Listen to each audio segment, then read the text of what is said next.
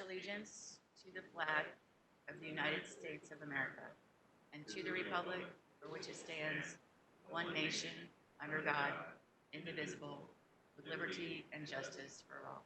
Thank you. Please be seated.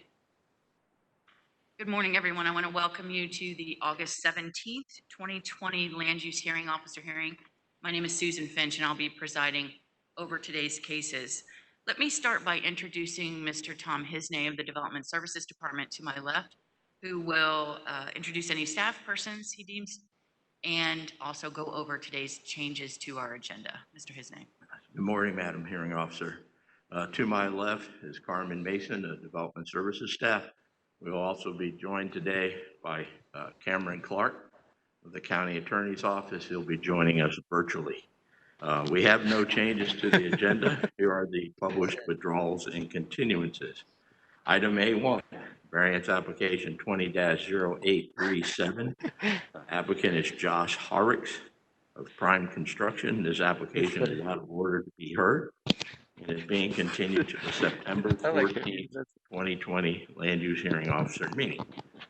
Item A2, variance application 20-0869. The applicant is Genti Tahara.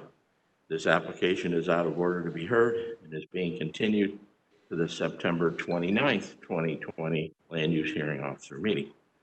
Application A3, variance application 20-0870. The applicant is Stacy Friello. This application is out of order to be heard and is being continued to the September 29th, 2020 Land Use Hearing Officer meeting. Item A4, variance application 20-0899. Applicant is TSP Companies Incorporated. This application is out of order to be heard and is being continued to the September 29th, 2020 Land Use Hearing Officer meeting. Item A5, variance application 20-0927. The applicant is Children's Home Incorporated. This application has been withdrawn by the applicant. Item A6, variance application 20-0988. The applicant is Amber 2. This application is out of order to be heard and is being continued to the September 29, 2020 Land Use Hearing Officer meeting. Item A7, variance application 20-0990. The applicant is James Scalandra. This application has been withdrawn by the applicant. Item A8, variance application 20-0992. The applicant is April and Jason Foreman. This application is being continued by staff to the September 29, 2020 Land Use Hearing Officer meeting. And that's all. All right. Thank you, Mr. Hiznay. I appreciate it. Let me start by going over today's procedures. I'll conduct the variance hearings and render a decision within 15 business days following today's hearing. So 15 business days, that's when the decisions come out. Our hearing today is informal. I'll ask questions related to direct testimony presented today. I'll call and question witnesses as I deem appropriate and necessary, and we'll decide all questions on procedure. Irrelevant, immaterial, or unduly repetitious evidence will be excluded. Any part of the evidence may be received in written form, and all testimony must be under oath. Hearsay evidence may be used for the purpose of supplementing or explaining other evidence, but shall not be sufficient in and of itself to support a finding by me unless it would be admissible over objections in a civil action. Our order of presentation today is as follows. The Development Services Department will provide a brief introduction of each agenda item, as well as the county staff report and department findings. We'll then go to the applicant, who has 15 minutes total time for their presentation. Then we'll turn to proponents, anyone that would like to speak in favor. All proponents in total have a 15-minute time limit, as do opponents, anyone who would like to speak against an application, 15 minutes. We'll then go back to county staff, who will have 5 minutes to address any issues or recommendations that were made today as a part of the hearing. And then finally, we'll go back to the applicant, who has 5 minutes for rebuttal. If you do plan to speak, when you come up to the podium, if you could please always start by giving us your name and address for the record. Just make sure you're speaking clearly into the microphone as we're recording. this hearing. And then when you are done, if you could please see Will over here to my right with the clerk's office, and also sign in with your name and address and the application number that you're speaking to. Let me now turn to the county attorney who will explain your right to appeal decisions made by a land use hearing officer. Mr. Clark. Thank you, Madam Hearing Officer. My name is Cameron Clark. I'm an assistant county attorney. This land use hearing officer public hearing is for variance requests. This is the time for interested parties to present evidence and testimony. Once the hearing officer has closed a case, the record of that case is also closed, and no new evidence regarding that case may be submitted thereafter. Any decision by the hearing officer may be appealed to the Land Use Appeals Board. Should a decision of the hearing officer be appealed, the evidence and testimony presented at this public hearing shall be the only evidence that is subject to review by the Appeals Board. In reaching a final decision on petitions, the Appeals Board will only consider the hearing officer's decision and the record that is made at this public hearing. If an appeal is filed, the Appeals Board hearing shall consist of oral argument by the party appealing the decision, county staff, and any interveners, each of whom may be represented by legal counsel. The following shall abstain to appeal a decision of the hearing officer or to intervene in an appeal. First is the applicant. Second is anyone who appeared before the hearing officer, presented testimony or other evidence, and is adversely affected by the decision of the hearing officer. It is the role of the county attorney's office to ensure that no new evidence or testimony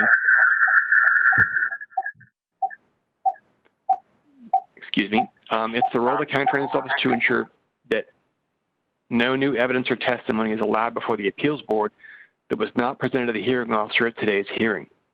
The county attorney will recommend that the appeals board disregard any evidence or testimony that is outside the record made at today's public hearing.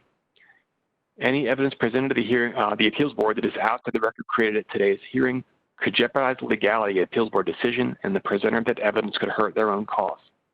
The safest course of action then is to write down any comments that you make today and to repeat those comments to the appeals board. Thank you. Thank you, Mr. Clark. I appreciate it. As I mentioned, all testimony must be under oath. So if you plan to speak today, if you could please stand and raise your right hand, and I'll swear you in.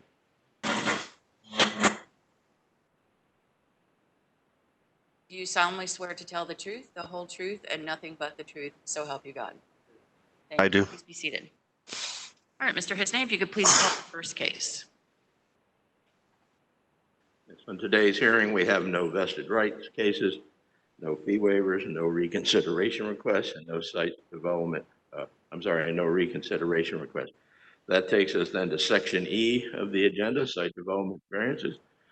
First case is item E1, variance application 20-0929. The applicant is Alex Runau. The request is for a variance to encroach into the wetland setback. Staff findings will be presented by Carlos Shelton. All right, sir, Mr. Shelton goes first in the process, and then we'll call you up next as the applicant. All right, thank you so much. Ms. Shelton. Good morning. This is Carla Shelton with Development Services. The applicant is requesting a variance from the 30-foot wetland conservation area setback requirement, Section 4.01.07B of the Land Development Code. The applicant's specific request is shown on the site submitted on June 2nd, 2020, is to allow for construction of a portion of a structure within the 30-foot wetland conservation area setback. Per LDC Section 4.01.07B4, no filling, excavating, or placement of permanent structures or other impervious surfaces shall be allowed within a required 30-foot wetland conservation area setback. The applicant requests construction of a portion of a structure within the 30-foot wetland conservation area setback. The applicant requests a 10-foot, 7-inch reduction of the setback to allow for a setback of 19 feet, 5 inches. That's all from staff. All right, thank you so much. I appreciate it. Sir, we'll call for the applicant. Good morning. Good morning. I'm Jay Fechtel, 15488 North Nebraska Avenue, Lutz, Florida 33549. I think this is a fairly simple request.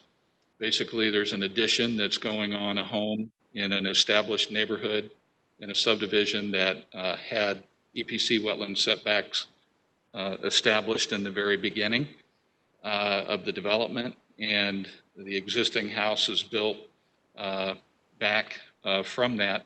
The addition is going on the side of the home, and on the side where the addition is going, the setback, the wetland line actually does a quick jog back because of a seawall that's there.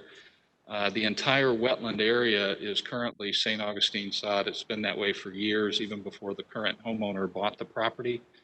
And we are requesting the variance in order to have the addition pushed partly into that section. The problem that we had in design was that given the existing design of the home on the side, we had a certain width that we could work with, and we could not go wider. And because of the code requirements for bedrooms to have egress, and also for just the a part of the home that needed to have maintained light coming into it, we could only put the building very far forward or very far backwards. And if we put it very far forward, it wasn't going to work. It would have blocked existing garages. If we put it back, it would allow us to meet the code requirements for egress on the bedroom. The other issue we had is the neighborhood requires that when you do an addition and add a bedroom, that you also put a garage on add a garage, because they require a certain number of parking, enclosed parking spaces for bedrooms. And so we're trying to balance the property owners association, the wetland concerns, the architectural concerns, and the solution we have is what is proposed. So we would just respectfully request the variance be granted, and certainly willing to answer questions. The, you mentioned the wetland is just St. Augustine grass. That's been delineated by EPC, It has. that line? Yes. And the restriction to add parking associated with the bedroom, that's a deed restriction of the community? It is. I see. Part of the declaration I see. and architectural guidelines. All right, those are my only questions. Thank you Okay. very much. Just one other comment. We did meet with EPC on site before we actually proceeded forward with the full design, and they were they felt good about it and said okay. All right, thank you for your testimony. I appreciate it. If you could please sign in with the clerk's office. All right, at this time we'll call for anyone that would like to speak in favor. Anyone in support of this application? Seeing no one, anyone in opposition?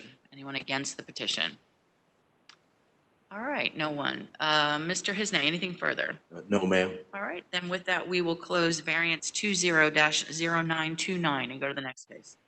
Next case is item E2, variance application 20-0962. The applicant is David Wright of TSP Companies Incorporated. The request is the variance to encroach into the wetland setback. Staff findings will be presented by Carla Shelton. All right, good morning, Ms. Shelton. Good morning. This is Carla Shelton with Development Services Department. The applicant is requesting a variance from the 30-foot wetland conservation area setback requirement, section 4.01.07B of the Land Development Code. The applicant's specific request, as shown on the site plan submitted on June 10th, 2020, is to allow for placement of asphalt parking spaces and driveway areas within the 30-foot wetland conservation area setback. Per LDC section 4.01.07.B.4, no filling, excavating, or placement of permanent structures or other impervious surfaces shall be allowed within a required 30-foot wetland conservation area setback. The applicant requests construction of asphalt parking and driveway areas within the 30-foot wetland conservation area setback. The applicant requests a 13.6-foot reduction of the setback to allow for a setback of 16.4 feet. I understand the applicant is virtual. Mr. Wright? Good morning. For the record, my name is David Wright, president of TSP Companies. Our address is P.O. Box 1016, Tampa, Florida 33601, and I was sworn in. Today, I'm presenting a request for a variance to the Land Development Code Section 4.01.07.B.4 to reduce the required wetland conservation area setback from 30 feet to 16.4 feet. The subject property is located in Ruskin with address 711 Southeast 33rd Street and tax folio number 55021.0000. Property has a PD zoning allowing for the development of 2 hotels totaling 200 rooms. I am requesting a reduction of the wetland conservation area setback at the southwest corner of the site to accommodate a vehicular travelway and parking that is necessary to meet the requirements of Land Development Code Section 6.05.00 parking and loading. The Southwest Florida Water Management District issued a wetland delineation dated August 20th, 2019, identifying wetlands covering 0.87 acres of the approximate 5-acre property. Copy of the wetland delineation was included with the variance application. The requested reduction of the wetland conservation area setback would result in an encroachment totaling 1,750 square feet, and I am proposing to compensate or mitigate the encroachment with 2,158 square feet of wetland plantings within other areas of the wetland setback. And this is in excess of the natural resources requirement of 1-to-1 compensation. Environmental Protection Commission staff reviewed the request and found it to be approvable in the site plan's current configuration. Hillsborough County Natural Resources staff reviewed the request and offered no objections subject to the land use hearing officer's decision. And the hardship is detailed in the variance criteria responses that was submitted with the application, so I'll refrain from restating those at this time. And we prepared a thorough package in compliance with the Land Development Code and the comprehensive plan. We noticed the surrounding neighbors and property owners, and we did not receive any responses to the public notice, and no objections to the request have been received by Hillsborough County. Therefore, I'm respectfully requesting your approval of this request. Thank you. Thank you so much. Mr. Wright, I just wanted to verify that you were sworn in at the beginning of the hearing. Yes, I was. Appreciate it. That was my only question. Is there anyone here that would like to speak in support? Anyone in favor? Seeing no one, anyone in opposition? All right, Mr. Hiznay, anything else? No, ma'am. Then we'll close variance 20-0962 and go to the next case. Next case is item E3, variance application 20-0989. The applicant is Donald Delaney. The request is a variance to encroach into the wetland setback. Staff findings will be presented by Carla Shelton. Good morning. This is Carla Shelton with Development Services Department. The applicant is requesting a variance from the 30-foot wetland conservation area setback requirement, section 4.01.07B of the Land Development Code. The applicant's specific request, as shown on the site plan submitted on June 23rd, 2020, and the cross-section detail submitted on July 2nd, 2020, is to allow for the construction of a screened patio within the 30-foot wetland conservation area setback. Per LDC section 4.01.07B4, no filling, excavating, or placement of permanent structures or other impervious surfaces shall be allowed within a required 30-foot wetland conservation area setback. The applicant requests construction of a screened patio within the 30-foot wetland conservation area setback. The applicant requests a 5-foot reduction of the setback to allow for a setback of 25 feet. Thank you so much. Is the applicant here? Good morning. Please come forward. Give us your name and address to start, sir. Donald B. Delaney Jr., 14708 Scottburg Glen Drive, Waimama, Florida, 33598. Thank you. If you could just tell us a little bit about why you're requesting the variance. Well, I purchased the house in November, and I spoke with the real estate agent about the, about the land, and she never even disclosed any of that to me about the wetland back there. So when I wanted to get the screen put in, that's when I found out I was on a wetland setback. So the contractor told me I had to get a variance, and so that's why I'm here today, to request a variance so I can get my screen, because I want to enjoy my property. It's a brand new house, 2019, and I moved away from Seattle to here, you know, so I'm just requesting a variance so I can have my patio installed in my screen. All right, understood. Thank you so much. If you could please just sign in with the clerk's office. We'll call for anyone that would like to speak in support.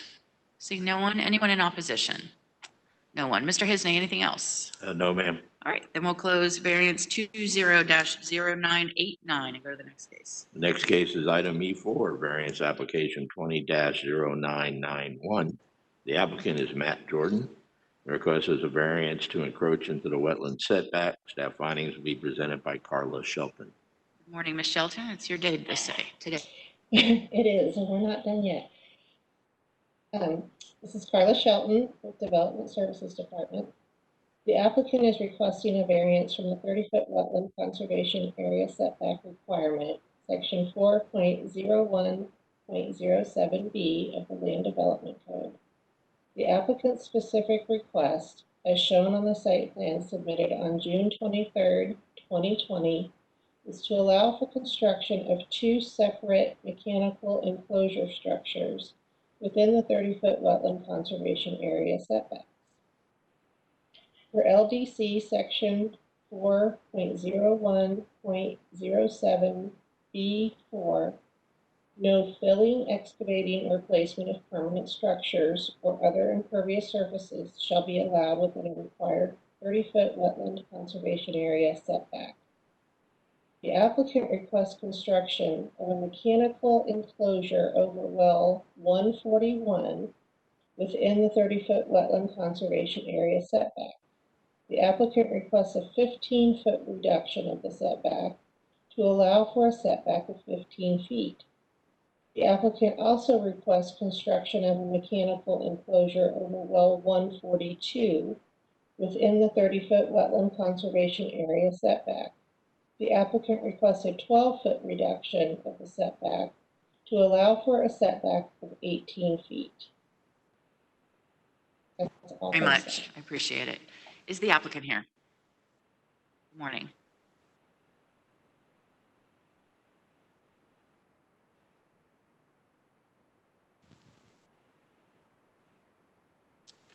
Do I have to start the presentation? How do I start it? Or how do I get the shit? Okay. All right, my name is Bobby Burchett. I'm a project manager at Black & Beach Corporation. We are the design engineer for a project for Tampa Bay Water, who is the applicant that I'm representing today. Could you give us your address, too? The address for the Black & Beach office is 3405 West Dr. Martin Luther King Jr. Boulevard, Tampa, Florida, 33607. Thank you. In addition, today we have Tampa Bay Water's project manager on this job, Danielle Kiersey, who is in the audience as well. As a quick overview of our presentation, I'm going to go over a quick project description, where it's located. We'll go over the variance request that's being requested today, describe some of the responses to the hardship questions that were in the application form, and then provide a little bit more illustrations and detail on what we're doing in the well 142 and 142 areas in order to protect the adjacent wetland areas. So Tampa Bay Water is a regional water supply authority that provides water to Hillsborough County as well as Pinellas and Pasco County. They have a variety of water supply sources and treatment facilities and pipelines that run throughout the Tri-County region here. One of those facilities highlighted in the map in red there is the Eldridge Wild Wellfield. That wellfield was originally constructed in the 1950s. It includes 24 wells with well houses around them. And a current project, improvements at this wellfield are needed to address certain condition, environmental, safety, and security requirements. So 7 of these 24 wells are located in Hillsborough County. The other 17 are in Pinellas County, as you can see on the aerial on the bottom right. And 2 out of those 7 wells are located in an area that are adjacent to wetlands. And the actual well houses right now are located within the 30-foot setback. The project location, this is in the Lake Dan Nature Preserve up in the very northwest corner of Hillsborough County, bordering Pasco County to the north there and Pinellas County to the west. So the variance request, as described earlier, you can see for well number 141, there is a wetland south of that existing well house property there, and it is within 30 foot of the actual wetland setback area, or the 30-foot wetland setback area.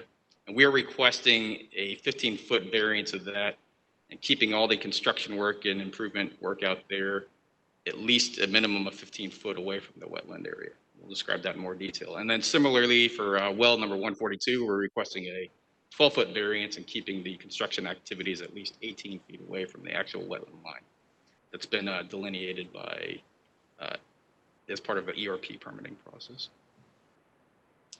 One of the first questions was regarding any unique hardships. This is a existing public water supply well site that I said earlier was installed in the 1950s. It's not typical or comparable to your residential, commercial, or industrial use type structure here. It is in that lake dam preserve area. The wells have been there since the 1950s, and they were originally built and located within that 30-foot setback area. In addition, it's impractical right now to safely relocate these two existing wells within the existing easements that Tampa Bay Water has with Hillsborough County in this area. Another question was regarding how the literal requirements of the land development code would deprive common property rights here. And as I mentioned earlier, since the well house is already within that existing 30-foot setback area, it would not be possible in order to maintain and improve this critical water supply source if improvements weren't allowed within that area. These two wells provide 2 million gallons per day of potable water supply to Hillsborough County and the other members of the Tampa Bay area. So they are critical water supply infrastructure for the community. Some comments about how the variance would not interfere with the rights of others. These improvements are located within the property easements that Tampa Bay Water has at each of the well sites. And again, there's no permanent or temporary impacts to the actual wetland conservation areas that are adjacent to these two structures. We've been closely coordinating with the Hillsborough County ELAP department throughout the design and will continue to do so throughout construction. And as part of our request, we've received no objections from any adjacent property owners that were notified of this. And in addition, there's no property owners located within 1,000 foot of these two wellfield sites. There's a question about how this project and the variance is in harmony or within the purpose of the land development code and Hillsborough County's comprehensive plan. And as I mentioned before, there is no temporary or permanent impacts to the wetland conservation area, and I believe that is the purpose of that requirement in the land development code to protect these wetland conservation areas. And we believe it's very consistent with the Hillsborough County comprehensive plan, specifically the potable water element, since Tampa Bay Water does provide Hillsborough County with its drinking water supply. This situation was not based on any illegal act or self-imposed hardship by Tampa Bay Water. These wells were originally installed in the 1950s, which I believe predated the current wetland setback requirements. And these wells were also installed prior to Tampa Bay Water acquiring this well field as well.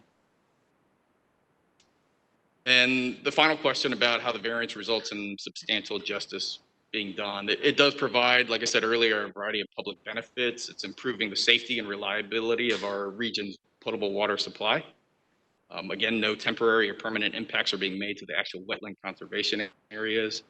And this allows Tampa Bay Water to continue maintaining and protecting these critical water supply structures here.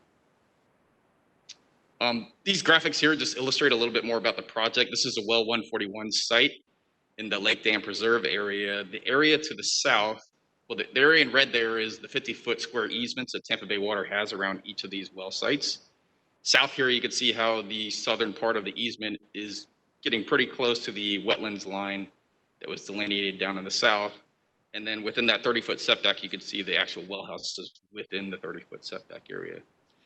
So typically at the other well houses, we were trying to have a fenced-in security fence around the entire 50-foot easement. For this site, we actually reduced it because we were trying to minimize any work that was being done in the setback area. So this location, we're able to push it back far enough or further enough south so that it's only within 15 foot, or we're maintaining at least 15 foot. That area in the orange is where it'll be fenced in with security fencing, and then you can see the dashed line in yellow. That is illustrating where the contractor will be allowed to do work. So that's like a temporary construction area. That entire area will be silt fence, protecting it from any runoff of any turbid waters during construction, so protecting that wetland area to the south. No trees will be impacted. The area is a grassy area right now, and we did make design modifications here to the standard just to really minimize any work that's being done in that setback area. And a very similar situation here over at 142. It's not such a straight line. It's more to the southeast where there was an existing wetlands delineated there. Again, we really shrunk the construction work area and the project area down in order to really minimize any work done in that setback area and protect the actual wetland. Same thing, no tree impacts. It's in a grassy area. And then, additional measures. So wherever possible, we did modify the design standards to minimize any work in the 30-foot setback area. The allowable construction areas at each well house, there'll be silt fencing and other protections so that the wetlands aren't impacted during construction. We perform stormwater modeling throughout the entire lake dam preserve area just to ensure that there's no detrimental water quality or quantity issues associated with this project. And we incorporated design features working with Hillsborough County ELAP, such as using granite gravel for some of the ground cover in the areas where we had that, in lieu of using stuff like limestone that could have a pH impact on the surrounding lands. So with that, we request a approval of this variance request. I just have a quick question just to make sure the record's clear. So the well houses are not existing. The wells are, but the well houses are not. There is well houses, but they're being replaced. They're from the 1950s. I see. They're not consistent with the latest standards, and they're in need of replacement. Understood. So they're both there. They're just going to be redone. Yes. I understand. All right. That was my only question. Thank you so much. Is there anyone here that would like to speak in favor? Anyone in support? Seeing no one, anyone in opposition?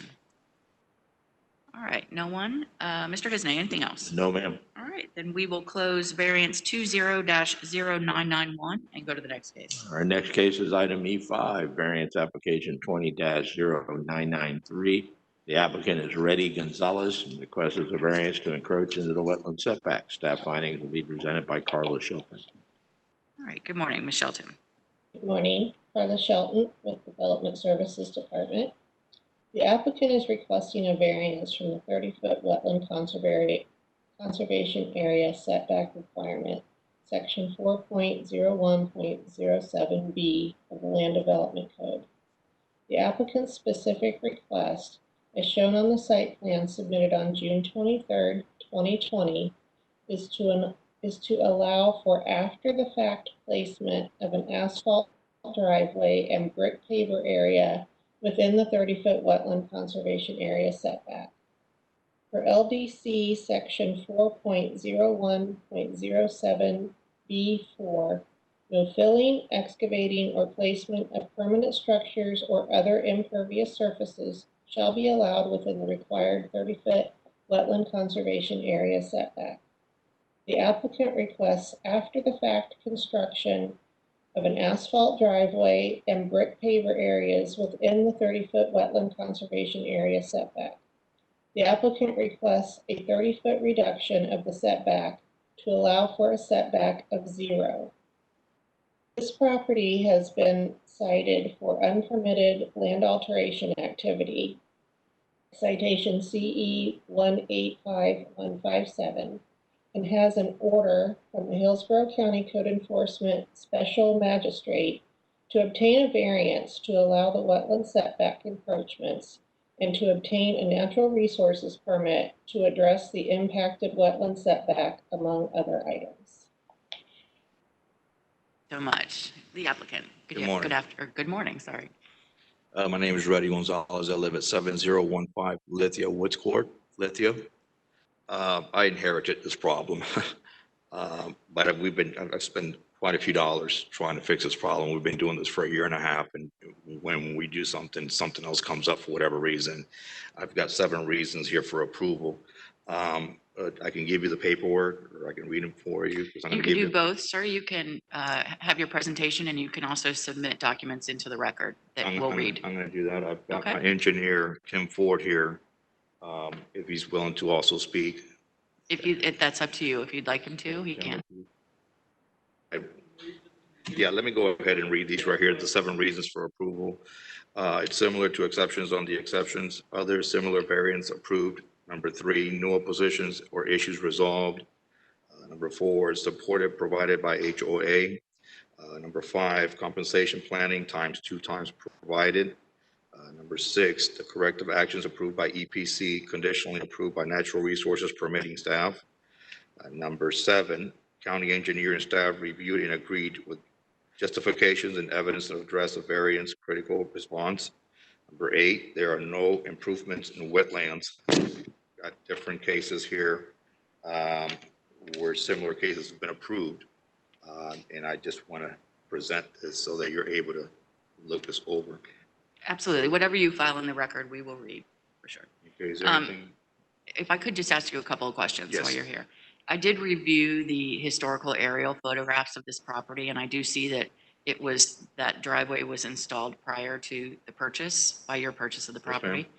And your application states that you put in the brick pavers. Is that correct? Yes, ma'am, I did. All right. So help me with how this issue came to light by the county. What happened was I put a shed there, and the guys that were putting the shed stopped the permit process because of the whatever the situation, because it was a wetland situation. They stopped the building process. We had it constructed, and then we're here for that reason. And then this came upon when I guess EPC, the guys came up there, they saw that that was also there. So you went to pull a permit for a shed, and Correct. then it revealed these other items? Correct. Understood. Yes. Okay. That was my only question. Yes, ma'am. Thank you very much for your testimony. Sir, would you like to speak, or you're welcome to? It's up to the applicant.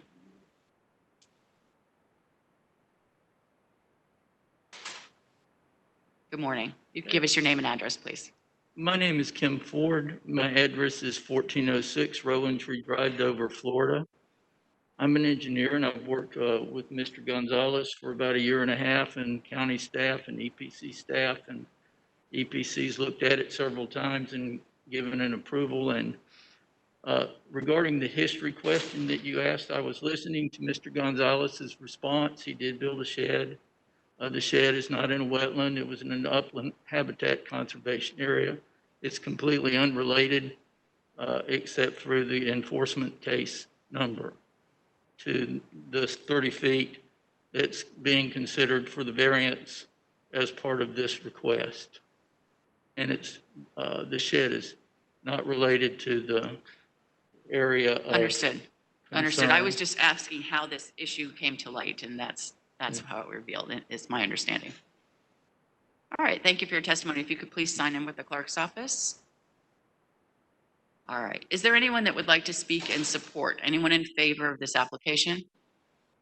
Seeing no one, anyone in opposition to the application? All right. County staff, anything else? Carla, do you have any additional comments? I do not. No. No comments from Ms. Shelton. All right. Then with that, we will close variance 20-0993 and go to the next case. That completes section E of the agenda, which takes us to section F, signed variances. First item is F1, variance application 20-0924. The applicant is Cypress Signs. They are requesting a sign variance. Staff findings will be presented by Kim King. Good morning, Ms. King. Good morning, Kim King, Development Services. The applicant is requesting a variance for additional square footage and additional height for a proposed ground sign. This request is for an existing shopping center located at 401 South Parsons Avenue. Per section 7.03.00.C.1A and B, I'm sorry, 1A and 2A and B of the Land Development Code allows one ground sign at 50 square feet per side, 100 square feet total for a parcel with street frontage over 100 feet. A ground sign is allowed a maximum height of 15 feet when adjacent to a collector road. The applicant is requesting 12 square feet of additional signage for a ground sign, allowing a total of 112 square feet. Variance number 2, the applicant is requesting 4 feet of additional height, allowing an overall height of 19 feet. And I'd be happy to answer any questions. By that you were sworn in at the beginning of the hearing? Yes, I was. Thank you so much. Is the applicant here? Yes. Variance 20-0924. Yes, I'm virtual. Hello, Go ahead. this is Lisa Milady from Cypress Signs. Lisa, maybe I have a misprint on my list, but I have you down as speaking in opposition, but you are the applicant? Yes, ma'am. Apologize. Okay, go ahead with your presentation. Okay, my name is Lisa Milady with Cypress Signs. The address is 160 Spirit Lake Road, Winter Haven, Florida, 33880. We are requesting, as Kim explained, an additional height of 4 feet. The actual structure will be 17 feet high with a 2-foot decorative topper on that. As far as the square footage increase, the sign cabinets themselves are going to be 55.73, but the actual copy area of the sign is going to be 48 square feet per side. We're removing the existing structure that is there because it has some structural issues, and we're installing a brand new sign, including a 3x6 LED display. We are abiding by the 10-foot setback, and we have the 8-foot clearance needed from the grade to the bottom of the sign. So we're requesting that the height please be increased from 15 to 17 foot for the structure. The additional 2 foot would be a decorative topper for a total of 19 square feet. And the square footage of the cabinets themselves are 55.73, but the actual copy area is 48 square foot per side. Thank you. Thank you. Could you, I just have a quick question. Could you give me, if you know, the approximate height of total square footage of the existing sign that you're going to take down? The existing sign is approximately 18.5 to 19 feet, and the square footage is at 50 feet. All right, 50 feet. All right, thank you so much. I appreciate it. You're welcome. Is there anyone here that would like to speak in support? Anyone in favor? Seeing no one, anyone in opposition? All right, nothing. Ms. King, anything else? No, that's all. Then with that, we'll close variance 20-0924 and go to the next case. That concludes section F of the agenda. Takes us to section G, the general variance request. First case is item G1, variance application 20-0919. The applicant is Bertha Hill. The request is for multiple variances. It's the Brandon Main Street development regulations. Staff findings will be presented by Israel Monsanto. Good morning, Mr. Monsanto. Good morning. Can you hear me? Yes, we can. Go ahead. Good morning. Israel Monsanto Development Services. The request today is for multiple variances from the Land Development Code, Section 31200, Brandon Main Street Zoning District.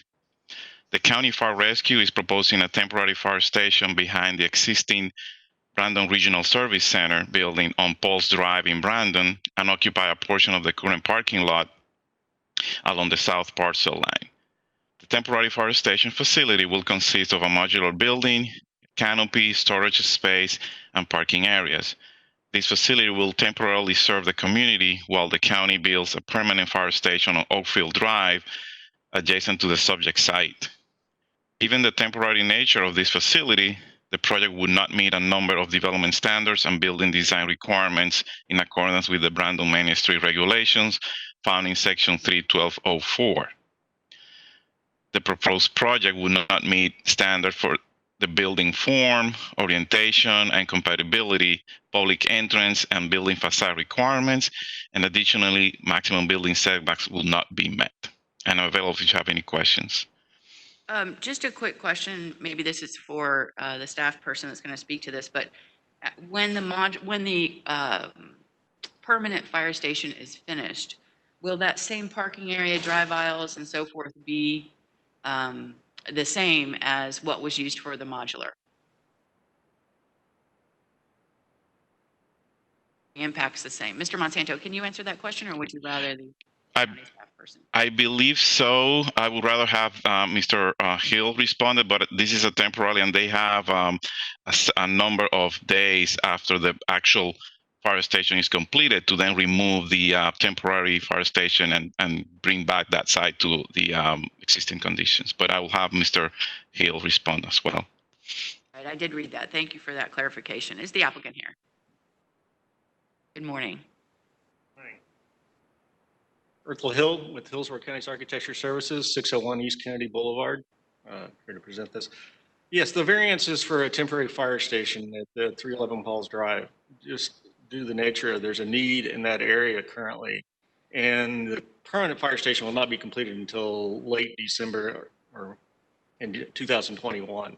So fire rescue needs that facility there sooner rather than later. As to the question you had for Mr. Monsanto, yes, there'll still be an entryway off of Hall's Drive utilizing the Regional Service Center to go into the back side of the fire station once it's built on Oakfield. This is to allow access of fire rescue equipment and for it, because well, actually Chief Jones can probably talk better to the operational needs of what they have. But that's the reason why we're applying for the variance. And it is true, a temporary fire station will not meet the requirements of Brandon Main Street. And that's why we're asking for the variance. Yeah, my question just was to whether the impacts of the modular are the same essentially as when the constructed fire station goes online. It'll probably be a little bit less because then when the permanent fire stations will have an entrance off of Oakfield, the Hall's Drive will just be a secondary. I see. All right. Thank you for your testimony. If you could please sign in with the clerk's office.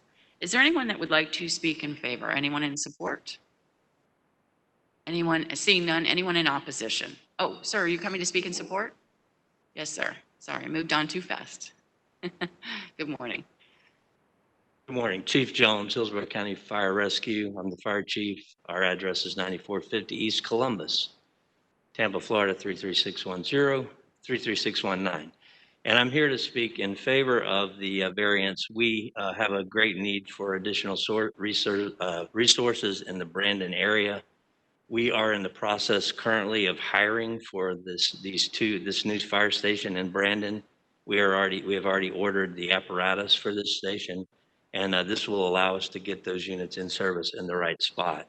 The temporary structure will be removed within 120 days of completion of the facility, the new facility, which will meet all of the requirements of the building code.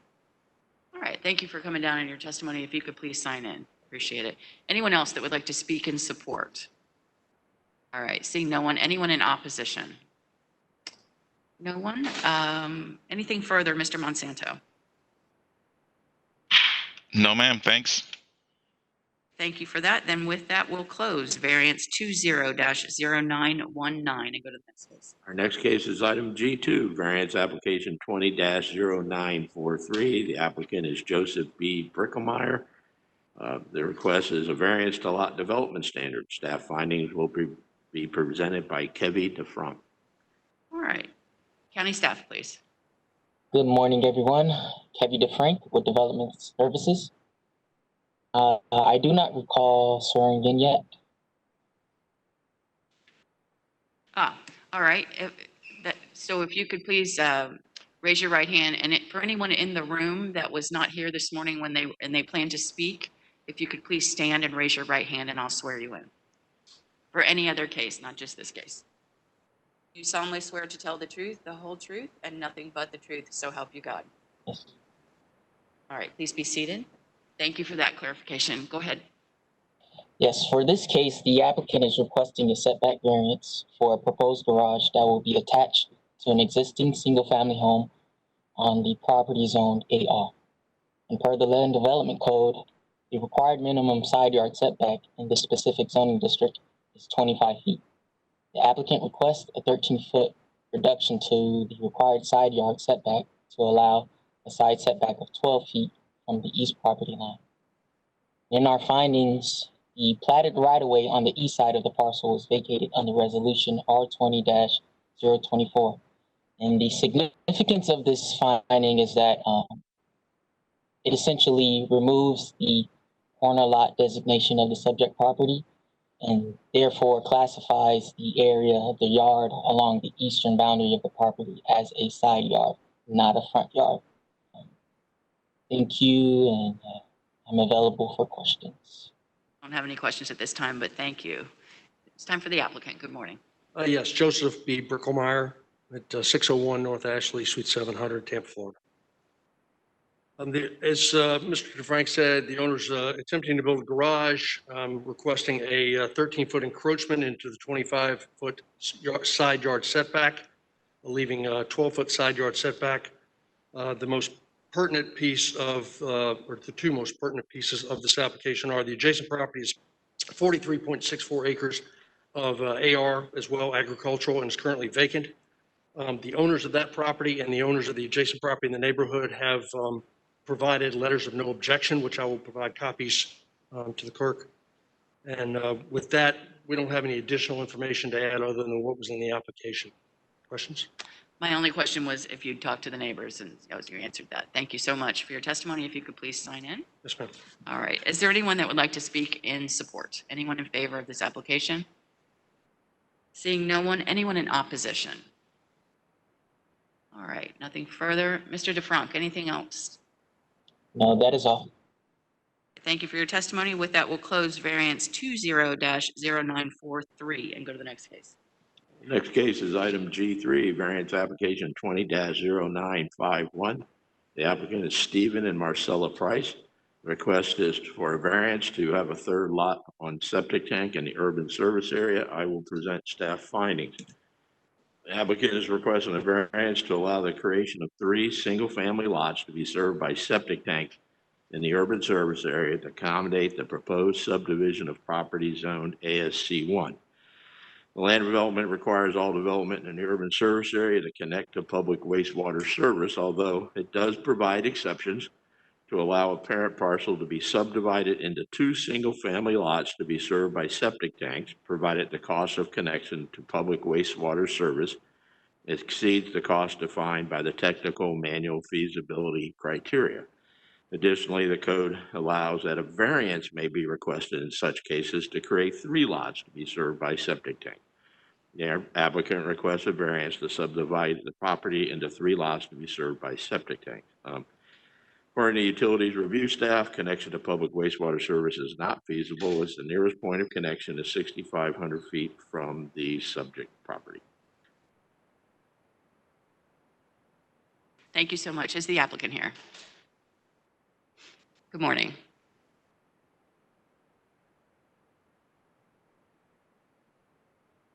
Good morning. I'm Pamela Jo Hatley, 14517 North 18th Street. I represent Stephen and Marcella Price, the owners of 7205 Potts Road in Riverview. I have not been sworn. Okay. Is there anyone else in the room that has not been sworn that plans to speak on this or any other application? If you plan to speak, please stand and raise your right hand. Do you solemnly swear to tell the truth, the whole truth, and nothing but the truth, so help you God? Yes. Thank you. Please be seated and continue. I'd like to go through just the variance review criteria, just to put that on the record. It's all in the file, of course. The first criteria, of course, is that this hardship or practical difficulty is unique and singular to this parcel. And this parcel, of course, is in the urban services area boundary. It consists of 4 acres. There are 2 existing homes on this parcel. It's a unified parcel. The homes were constructed in 1972. They exist today under the current code as a nonconformity. The owners wish to construct a new home, but they can't do so unless they demolish the existing homes or subdivide the parcel. So they wish to subdivide the parcel, the 4 acres, to create 3 lots. This will accomplish curing the existing nonconformity, and it will also allow them to construct their new home. There's no county sewage service available to this parcel. The existing single-family homes have been served by well and septic tanks since they were constructed. County potable water is available, and but sewer service isn't, wastewater isn't. So the only alternative is to seek a variance to create three lots on a subdivision to build the 3rd home. So hardship or practical difficulty exists because the owners cannot cure the existing conformity and build their new home without subdividing, and they can't subdivide without the variance. So the next criteria is how the literal requirements of the code would deprive the owners of rights enjoyed by other properties in the same district. Again, this parcel consists of 4 acres. It's in ASC 1 zoning and Res 4 future land use. Many of the surrounding parcels in this area are similarly zoned and designated, and they consist of 1 or 2 acre lots with single-family homes on them. They are served by sewage service, or I'm sorry, they are served by existing septic tank systems because there's no sewage service available to them, no public sewage service available to them. So the owners of this parcel wish to fully and efficiently use their land, and the only way to do that is to subdivide it into 3 discrete lots. And the only way to do that is to seek this variance. So to have the same rights and similar development as surrounding parcels, they're seeking the variance.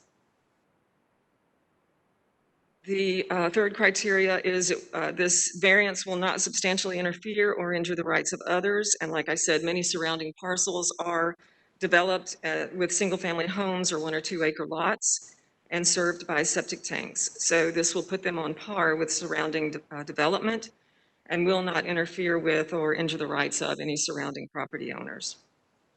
The fourth criteria is that the variance is in harmony with and serves the general intent and purpose of the Land Development Code and Comprehensive Plan.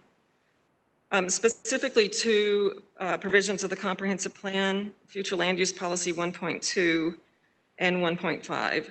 Policy 1.2 requires that all new residential land use categories within the urban services area must have a density of 4 dwelling units per gross acre or greater. And in categories allowing that density, development shall occur at a density of at least 75% of the allowable density. So this variance would be in harmony with that policy because it would allow the property owners to subdivide and accomplish that 75% density allowed in this future land use designation. Policy 1.5 provides that in the urban services area, new development must be, cannot be connected to septic tanks, and that would be extremely limited to allow that. But it does provide for exceptions through the variance process due to hardships. And I just want to mention that Florida Statute 381.0065, subparent 2A, defines available in terms of public sewage or public wastewater. Available is defined as that it exists in a public easement or right-of-way that abuts the property line or lot. And here the county has found that the closest connection is 6,730 feet away, and the county has determined that it is not financially feasible. So under this future land use policy of the comprehensive plan, it contemplates exceptions that can be had through the variance process due to hardships precisely like this. So this request is consistent with that policy. Land Development Code Section 11.3.01 also provides that nonconformities are permitted to continue until they're voluntarily removed, but they cannot be enlarged or expanded or intensified or extended. So allowing this variance would allow the owners to bring their property into harmony with the Land Development Code and cure the nonconformity. Number 5, it doesn't result from an illegal act or the actions of the applicant. It's not a self-imposed hardship. The existing 2 single-family homes were constructed in 1972 by previous owners. They've been served by septic tank and well ever since. And this is now, of course, a nonconformity, but the owners did not create it. This variance would allow the owners, on the other hand, to cure that nonconformity by splitting the parent parcel into 3 lots so they could build a new home on the 3rd lot. There's plenty of area in the 4 acres to do that, even with the setbacks that are required. So this would cure the nonconformity and allow full development of this property. And finally, the last criteria, allowing the variance will result in substantial justice being done. Allowing the variance, of course, would allow the property owners to develop their land in a similar manner as surrounding properties are done. And this is consistent with the density required for new development under the Hillsborough County Land Development Code and Comprehensive Plan. Because there's no public sewage available, they have really no other alternative. They face a hardship, and because they're unable to construct their new home without subdividing and without having this variance. And the Comprehensive Plan and Land Development Code both contemplate exceptions for precisely this kind of hardship. So those are the 6 criteria, and I believe everything is backed up in the record before the hearing officer. I'm here if you have any questions. I do. Thank you for that. All right. Let's go back to the 2 homes that are on the lot. You describe them as non-conforming. Have they been established by the county as legally non-conforming? We've not applied for that. We've not asked for that. All right. But they were constructed in 1972, pre the existing code. They exist today, as a non-conformity and couldn't be expanded because of that. And your narrative, I'm reading your variance criteria responses. Your narrative indicates that they're on one parcel. Those 2 homes are on one The parcel, 4 correct? acres consist as a unified lot. It's one parcel. Okay. And so there are 2 homes on it. So yes, they're on one parcel. When it's subdivided, however, they will exist on separate lots. Right. Now, the nonconformity, even though it hasn't been established as a legal nonconformity by the county, that nonconformity could be conforming for those 2 homes just by subdividing the 4 acres into 2 lots. Is that correct? And that could solve the nonconformity. Except for, and we did look into that, yes, but it would create another problem. First of all, if the property was subdivided such that the 2 homes were on a single lot together and the 3rd home was on its separate lot, so 2 lots, 2 homes on one lot and 1 home on the other lot, that would be expanding the nonconformity because now you have 2 homes on a much smaller lot. Also, in order to get to those homes, in fact, all of them, the way this property is configured, there would have to be an easement. So there has to be easement access. And easement access is allowed only in a platted subdivision. So that threw them out of that altogether. They would be here seeking 2 or 3 variances, if at all even possible to do that. So let me just restate. So the 2 homes on one single lot, the code, as you know, the code requires that each home each have their own deeded separate parcel. So those 2 existing homes, you could apply for to subdivide those 2 homes each on their own lot, creating 2 lots, not talking 3, only 2 lots to make that lot legal, conceivably. Is that correct? But they wouldn't be able to build their 3rd home. They want to build a new home. And so I'm sorry to interrupt you. As I read it, your narrative is asserting that the hardship is the need to build the 3rd home. That's the identified hardship. The identified hardship, well, they can't have full and efficient use of their 4 acres in this area in the same way as surrounding parcels are configured. Surrounding parcels to the south, the east, the north and northwest are on 1 to 2 acre lots with single family homes. So they're deprived of that kind of development unless they're able to subdivide and have these 3 homes on 1 acre lots. And the variance criteria number 1 talks about how that hardship is unique and singular to the subject property. If you could just expound on that. It's unique and singular to this property because this is 4 acres. And when you compare this property to surrounding properties that are developed in 1 and 2 acre lots with single family homes, this one can't accomplish that same kind of development unless they subdivide. Those are subdivided, and they're all served by septic tanks. And so for this one to be able to develop in a similar manner, they have to subdivide in a similar manner. And the only way they can do that is through this variance. All right, and then you mentioned, you quoted Florida statutes regarding what available means, I understand, and you talked about a distance of 6,730 feet, the sewer line is located Right. away.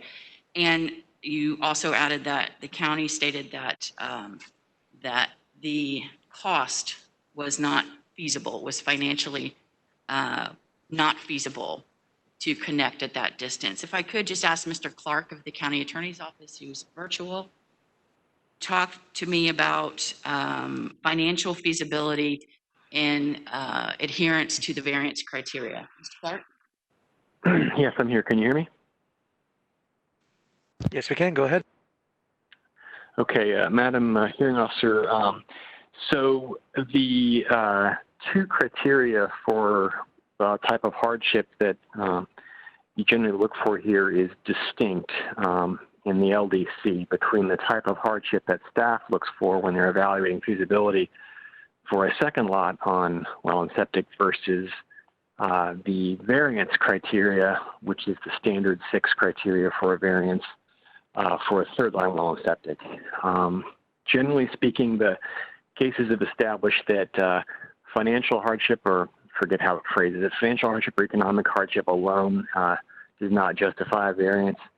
There has to be criteria in addition, you know, unique and singular as pertains to the lot, that sort of standard that has to be alleged. So just pointing out the difference between the staff review for the second line well and septic versus the hearing officer review for the third line well and septic. Much. Madam Hearing Officer, if I might, in the record, there's an email from George Goodwin dated July 13, 2020 to Tom Hiznay and Annie Barnes, who was the former planner. And in that email, Mr. Goodwin confirmed that potable water is available for connection on Potts Road adjacent to the property. That's potable water. However, wastewater is not feasible for connection as the closest Hillsborough County sewer line lies 6,500 feet south of the subject property. Utilities Department actually determined it was 6,730 feet. So he was just rounding, but I just wanted to mention that communication is in the record. I appreciate that. Thank you so much. I didn't have any other questions. If that completes your presentation. Thank you. All right, thank you. If you could please sign in with the clerk's office. All right, is there anyone else or anyone that would like to speak in favor? Anyone in support of this application? Seeing no one, anyone in opposition? All right, Mr. Hiznay, if I could just follow up with just one question about the code requirement, the land development code requirement that allows subdivision of one lot into 2 parcels for those lots that are in the urban service area to utilize septic tanks, but then has the exception that a variance is required for 3. What is the overall county's intent in trying to limit septic tank usage in the urban service area? Yeah, well, the provisions are in the code generally to preserve parcels that cannot be served by public utilities, to try to preserve those for suburban level development, which is dependent upon utilities. So it provides for a development opportunity on septic tank, but the purpose of it is that without a restriction on the number of lots that could be served by a septic tank. We had a past issue where larger pieces of property would be coming in and maybe divide into 10 lots, all on septic tank. Whereas, and then once that occurs, and that's essentially a permanent development pattern. And it was felt that the county was losing some meaningful opportunities within the urban service area for suburban level densities, which are, 4 or 6 units per acre. So that's the general intent of the regulation. And would you agree that the urban service area is defined to concentrate county services, infrastructure being one of them, and not extend them out to all aspects of the county, including the rural service area? Yeah, that's one of a major component of the urban service boundary. Yes, ma'am. All right, thank you so much. Did you have any additional comments, Mr. Hiznay? No, ma'am. All right. Then we'll go back to Ms. Hatley. You have 5 minutes for rebuttal if you have any additional comments. All right, well, thank you for your time and testimony. Then with that, we will close variance 20-0951 and go to the next case. Next case is item G4, variance application 20-0994. The applicant is Église Bethel Haitian de Brandon Incorporated. The request is a variance to lot development standards. Staff findings will be presented by Kevin DeFranc. Good morning, Mr. DeFranc. Good morning. Kevin DeFranc with Development Services. For this case, the applicant is requesting setback variances, it's plural, to accommodate redevelopment of an existing church on property zone RSC6. And the subject property is a corner lot with required front yard setbacks on the north and west sides. And per the Land Development Code, the required minimum front yard setback in this specific zoning district is 25 feet. The applicant specifically requests the following: a 25-foot reduction to the required front yard setback to allow a setback of 0 feet from the west property line along Glenna Avenue, and an 18-foot reduction to the required front yard setback to allow a setback of 7 feet from the north property line along Virginia Avenue. I would also like to highlight one of our findings, which is that the legal non-conforming structure status was approved for the church in April under DNC 20-0611, and the approval recognized setbacks of 0 feet from the west property line and 7.4 feet from the north property line. The approval did not recognize any encroachments into the Glenna Avenue right-of-way. Thank you, and I'm available for questions. Question to clarify the staff report that talks about on that front yard, the northern property line along Virginia talks about 7 feet, but then under the finding sections, it talks about 7.4 feet from the north property line. I just wanted to clarify that.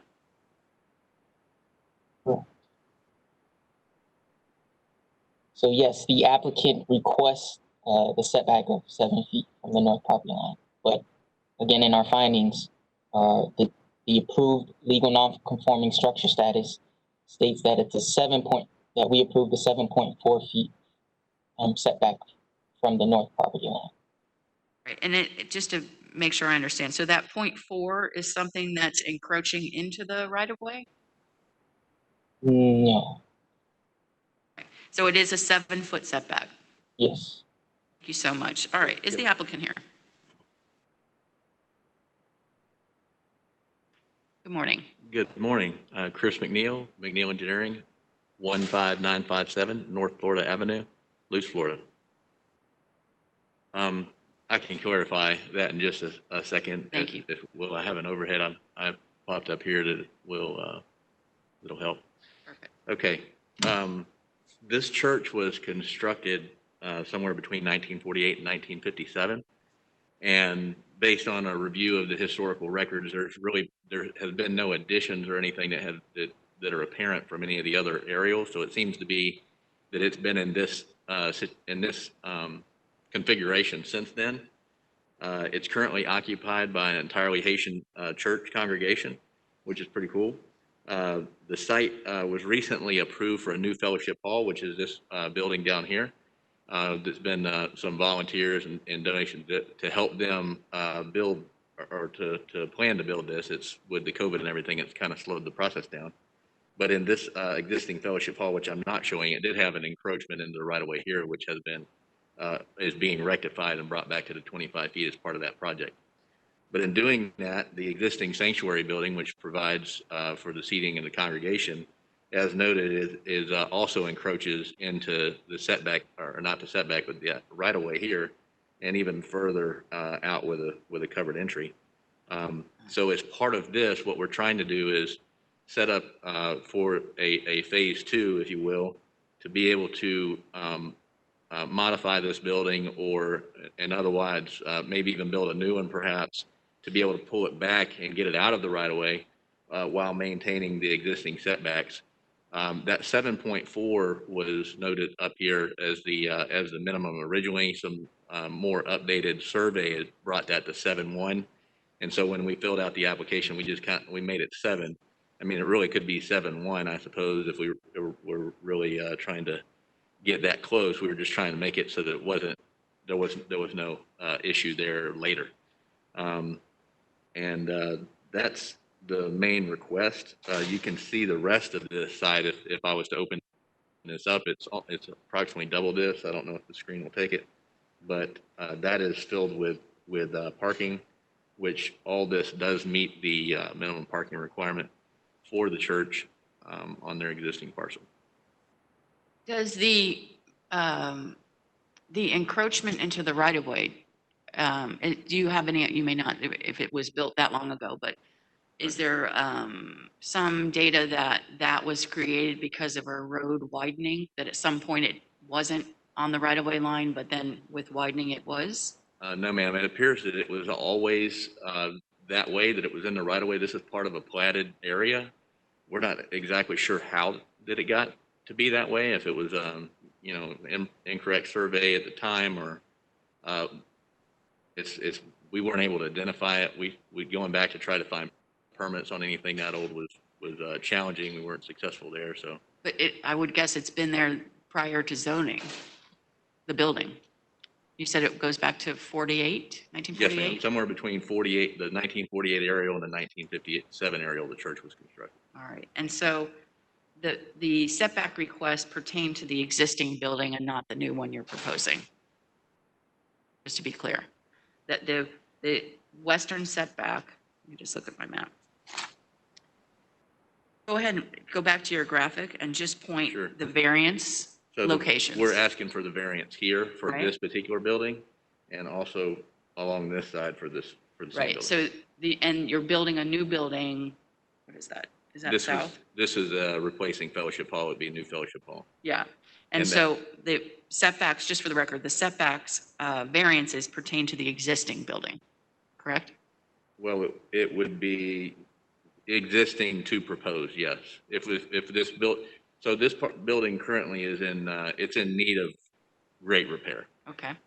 Roof wise, structure wise. So the thought was, depending on, what the values were to repair, it may be better for them to replace. And so the same organization is looking to help facilitate them getting this new building, would then potentially take that on as a project to demo and build a new building in that location.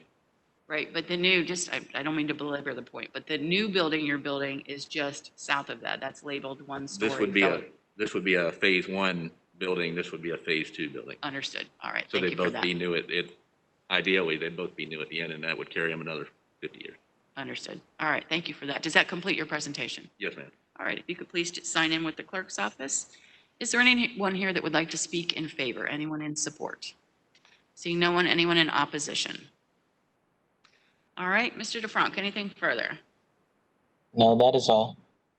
All right, thank you so much. Then with that, we will close variance 20-0994 and go to the last case. Last item is G5, variance application 20-1000. The applicant is Brickemeyer Law Group. The request is a variance to waive minimum pervious parking requirements. Staff findings will be presented by James Ratliff. Good morning, Mr. Ratliff.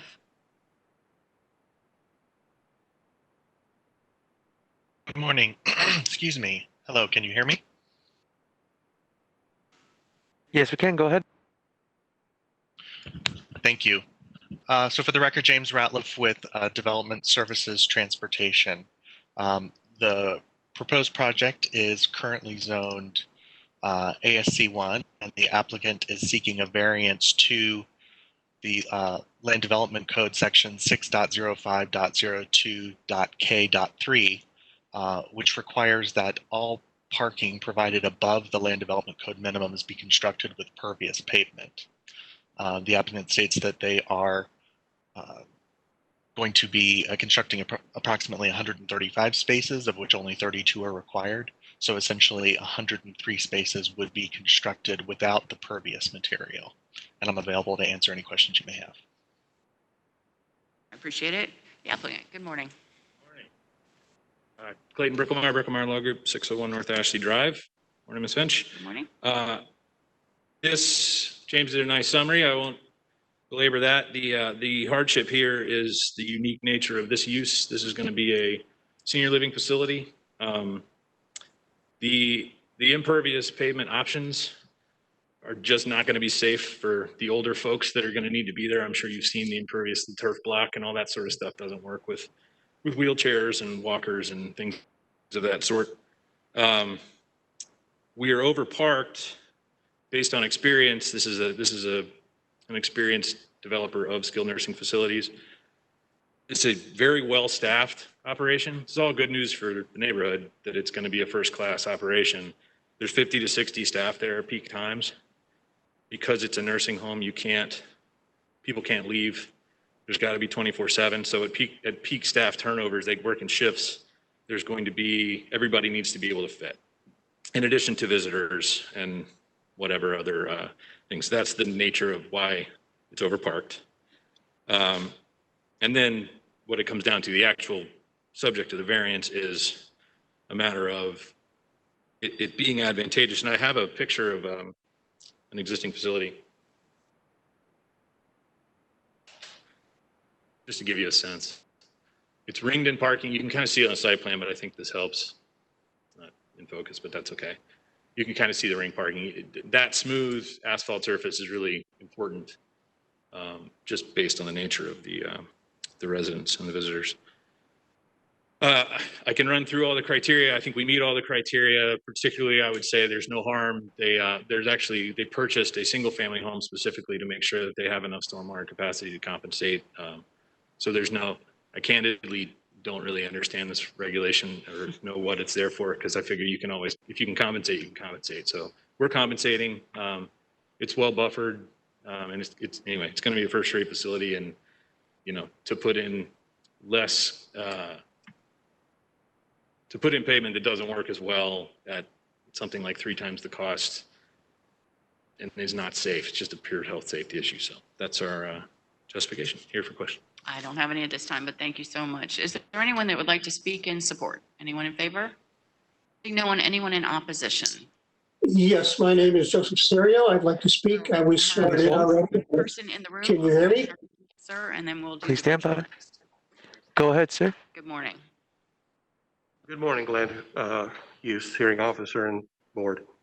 My name is Sam Calco, C-A-L-C-O. I'm a resident at 18422 Swan Lake Drive in Lutz. I've owned that home there and lived in that home since 1987.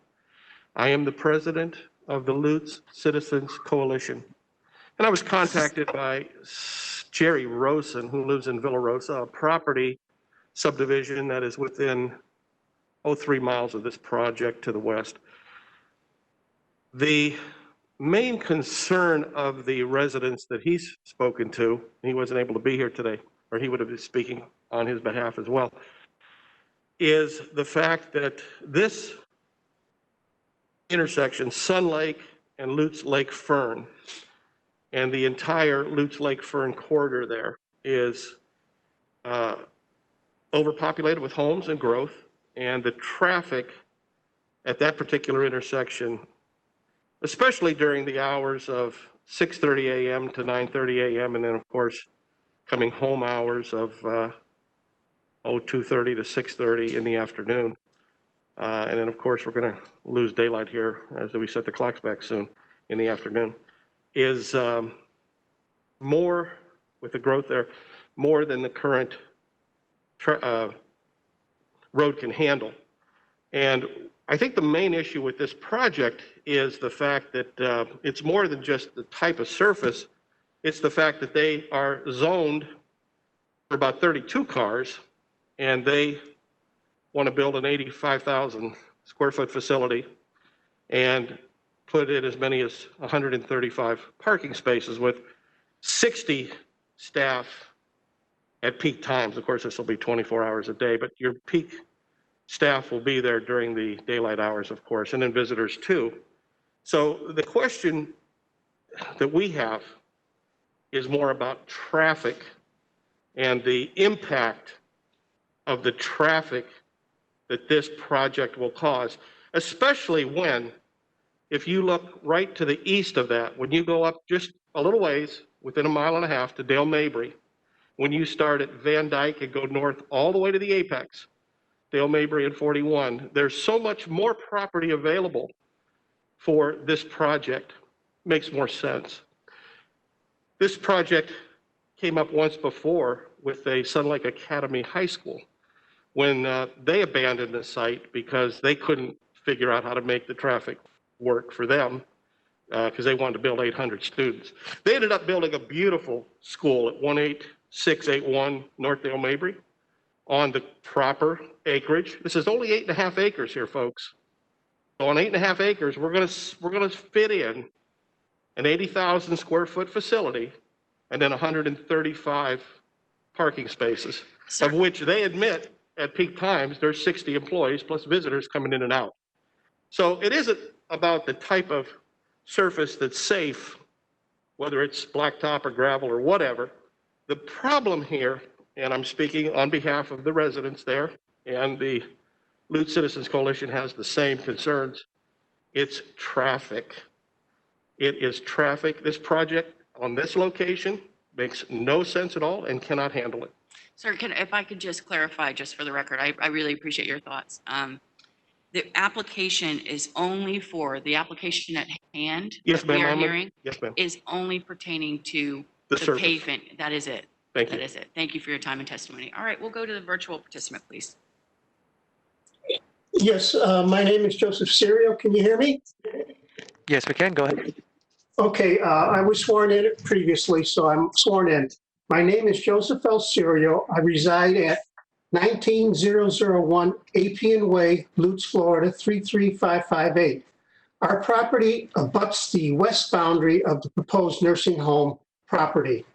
And at this time, we say we would welcome Pruitt and Hillsborough Healthcare to our neighborhood. But there's some issues with the amount of pervious or impervious area. On August the 3rd, I emailed my response to the variance criteria response that was submitted with the variance request. And that to the proper address, but it's not in the system. So I want to make sure that that does get included into the party of record site. I talked to Bianca Vasquez on Friday, and she said they do have that document. And I did send a copy and also to Doug Hyman at the Planning Service on 8/6. To save your time, I will only present my response to the paragraphs in their variance criteria response.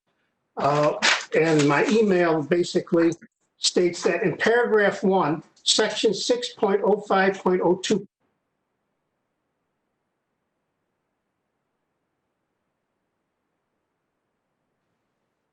Siri, still there?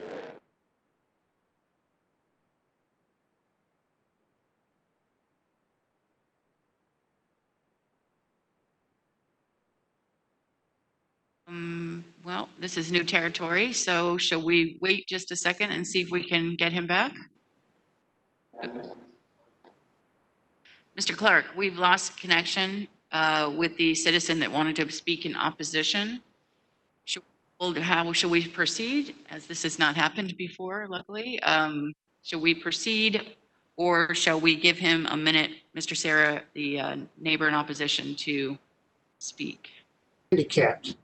And of course, around the north side, they have more spaces that are available. So I would say that that criteria, first paragraph 1, is not met.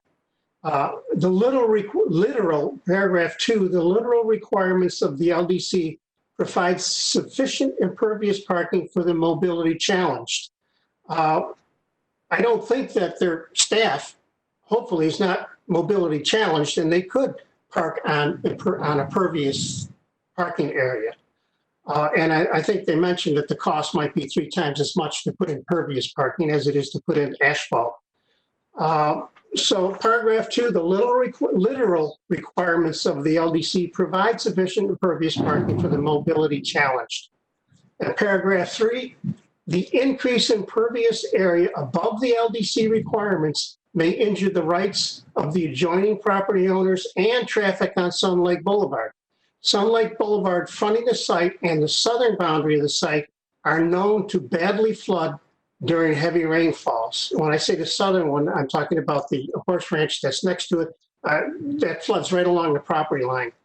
This site is presently entirely pervious. Adding more impervious surface than necessary may increase flooding of the adjoining properties and Sun Lake Boulevard.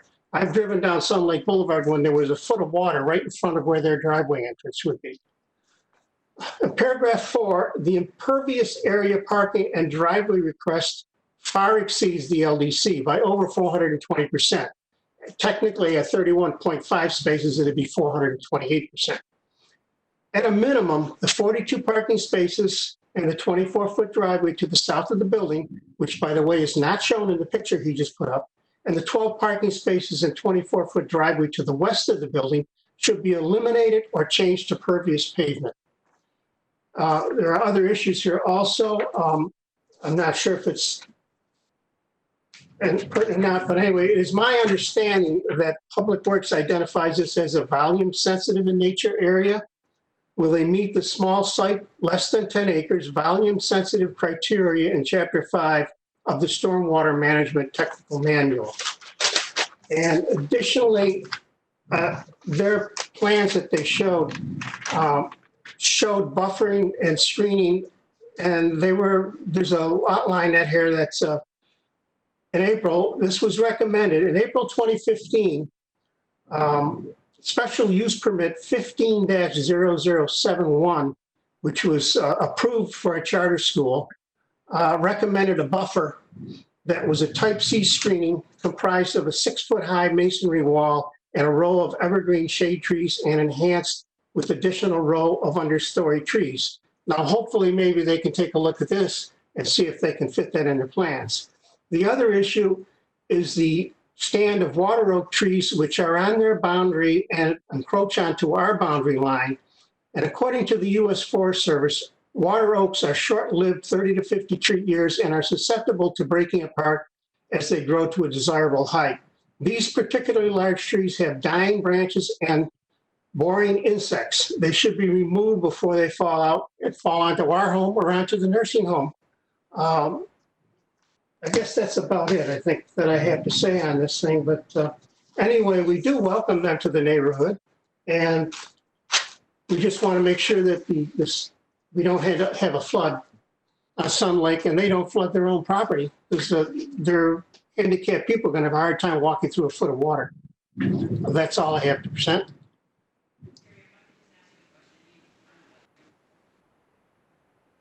Sorry, Mr. Serio, if you're still there? Yes, I am.